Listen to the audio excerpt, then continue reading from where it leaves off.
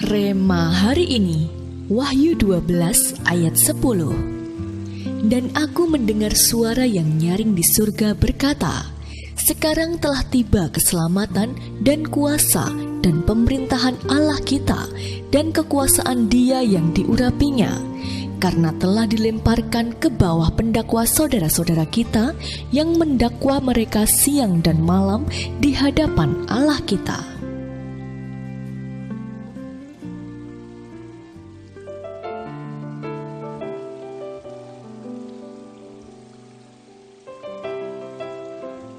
Ini semua salahmu, tuding orang tua Linda kepada Sarah. Gara-gara kamu, wajah anak kami hancur. Memangnya apa salahnya kepadamu? Sarah merasa ia harus menjawab, tetapi kepalanya terasa kosong. Selama 2 minggu belakangan ini, ia mendatangi rumah sakit dan kemudian rumah Linda untuk menemui orang tua temannya.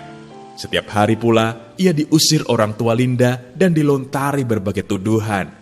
Awalnya Sarah berusaha sedikit membela diri, bukan ia yang menyiram air keras itu kepada Linda. Yang ia lakukan hanyalah mengajak temannya menonton konser musik di alun-alun kota mereka. Bahwa ia sendiri pun juga korban, meski ia hanya terkena di bagian lengan. Bahkan Linda yang sempat Sarah temui sekali di rumah sakit, sempat berpesan agar ia tidak menyalahkan diri dan bahwa semua itu hanya kecelakaan. Namun, lama-kelamaan Sarah semakin merasa memang semua itu salahnya. Kalau saja ia tidak mengajak Linda pergi, kalau saja ia tidak memaksa untuk menonton di barisan depan, kalau saja hari itu mereka hanya minum es kelapa sambil mendengar konser dari kejauhan seperti permintaan Linda, maka mereka tidak akan berdiri di dekat panggung saat seseorang yang anti kepada artis yang sedang menyanyi di atas panggung melemparkan air keras dan mengenai beberapa orang di dekat sana. Ya, dalam menjalani hidup ini, kita tidak bisa menghindari kejadian-kejadian buruk. Beberapa mungkin terjadi karena kesalahan kita sendiri, beberapa lagi bukan. Namun apapun penyebabnya, jangan biarkan diri kita tenggelam dalam rasa bersalah.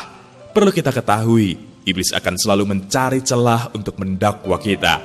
Dan begitu kita menerima dakwaan tersebut, kita akan semakin terseret dalam pusaran rasa bersalah. Akhirnya, hati kita semakin terluka dan hidup kita sendiri yang akan hancur.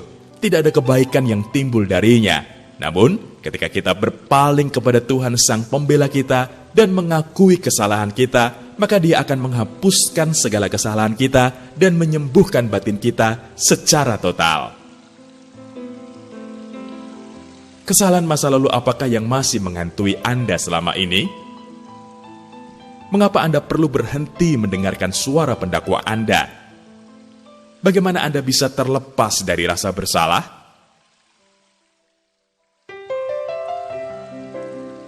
Bapa yang baik, ampuni kami dari segala kesalahan kami.